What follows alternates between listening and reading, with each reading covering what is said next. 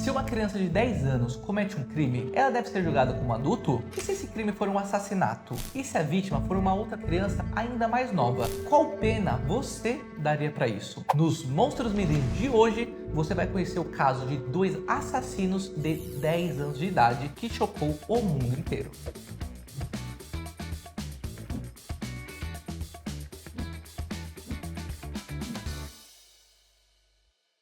E aí, fanático! Eu sou o Denilson E o manga? 12 de fevereiro de 1993, em uma cidade pequena no noroeste da Inglaterra, perto de Liverpool. Foi ali que aconteceu um dos casos mais chocantes da história. James Bulger tinha 2 anos de idade. 2. Ainda usava fraldas e estava aprendendo a falar. Naquele dia, a mãe dele, Denise, foi fazer compras no shopping center. Um shopping comum, movimentado, cheio de gente. E aí, aconteceu aquela tipo de situação que ninguém, nem o pai, nem uma mãe, quer que aconteça. Num descuido de segundos, o James sumiu. E o pior é que as câmeras de segurança do shopping registraram tudo isso. E essa acabou virando uma das imagens mais famosas e mais perturbadoras da história criminal. Dá pra ver 2 meninos se aproximando de James, conversando com ele e ganhando a confiança dele aos poucos. James então decide ir com eles, porque era uma criança de 2 anos de idade, totalmente inocente. Esses 2 meninos eram John e Robert. Os dois tinham 10 anos de idade e naquele dia tinham faltado à escola juntos. Depois disso, as câmeras mostraram o James sendo levado pela mão pelos dois saindo do shopping e caminhando pelas ruas da cidade. E essa parte revolta muita gente até hoje, porque eles andaram quase 5 quilômetros com o garotinho. 5 quilômetros pelas ruas, passando por casas, lojas abertas e várias pessoas pelo caminho. Pelo menos 38 pessoas viram os 3 juntos naquele trajeto. Alguns acharam estranho e uma senhora chegou até a perguntar para saber se estava tudo bem. Só que os meninos responderam que estavam levando o James para a delegacia, porque, ora, ele estava perdido, não foi sequestrado, né? Aí vem uma das partes mais absurdas desse caso. Ninguém pediu. 38 pessoas viram e ninguém parou aquilo. Então, eles chegaram até uma linha de trem abandonada nos arredores da cidade.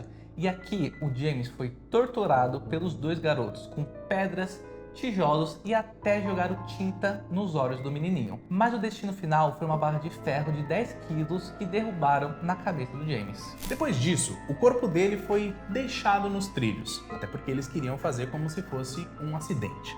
Só que 2 dias depois, o corpo foi encontrado e a autópsia identificou mais de 40 ferimentos diferentes pelo corpo do garotinho de 2 anos de idade. A investigação começou imediatamente e foi aí que as câmeras do shopping se tornaram o centro de tudo. A polícia divulgou as imagens borradas de 2 meninos levando James para fora do shopping. A repercussão foi imediatamente. O país inteiro entrou em choque. E em poucos dias, com a ajuda de denúncias da própria comunidade, a polícia identificou os suspeitos. John e Robert foram presos e eles tinham só 10 anos de idade. O julgamento foi histórico por vários motivos. Os 2 foram julgados como adultos num tribunal de adultos, sentado numa sala enorme de ternos com os pés mal alcançando o chão. E essa imagem era absurda porque o mundo inteiro fazia a mesma pergunta.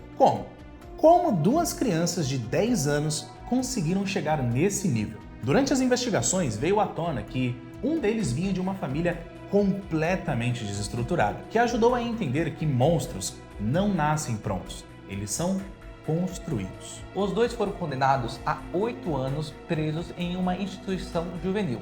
Em 2001, aos 18 anos, foram soltos com identidades completamente novas, protegidos pelo governo britânico. Robert desapareceu e nunca mais ninguém ouviu falar dele. John, entretanto, voltou a ser preso depois disso por envolvimento com, casos de pedofilia. Enquanto isso, a mãe do garotinho, a Denise, virou ativista e passou a lutar anos contra as solturas dos assassinos do filho dela. O caso James mudou a Inglaterra de um jeito permanente. Mudou as leis sobre julgamento de menores, mudou o debate sobre a responsabilidade criminal na infância e mudou até a forma como espaços públicos passaram a olhar a segurança e a vigilância. Mas, mais do que qualquer mudança legal, esse caso deixou perguntas sem respostas fáceis. Até onde vai a inocência de uma criança? E quando essa inocência acaba, de quem é a culpa? São perguntas difíceis, daquelas que a gente não resolve num vídeo de 5 minutos. Mas são perguntas que precisam ser feitas, obviamente. Então conta aqui pra gente nos comentários o que você achou desse caso, se você conhecia essa história, e não esquece de deixar o like e se inscrever no canal, porque aqui sempre tem caso de fã pra fã.